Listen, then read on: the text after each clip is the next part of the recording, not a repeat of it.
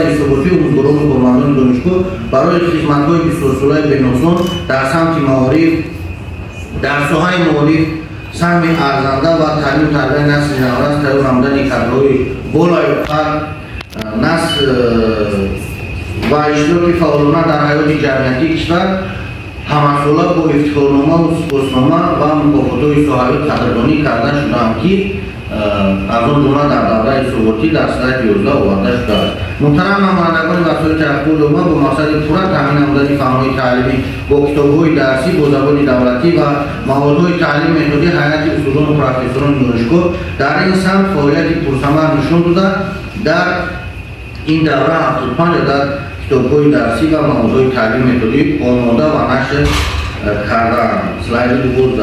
ҳозирини гиромӣ, дар донишгоҳ баъди таҳким бахшидани раванди таълим пояи моддию техникӣ бо теъдоди умумии таҷҳизот ва воситаҳои телекоммуникатсионӣ ва компютерӣ мавҷуданд, ки ҷиҳати баргузории машғулиятҳо аз фанҳои тахассусӣ мусоидат мекунанд. Слайди 90. Яке аз самтҳои афзалиятноки донишгоҳ фаъолияти инноватсионӣ мебошад.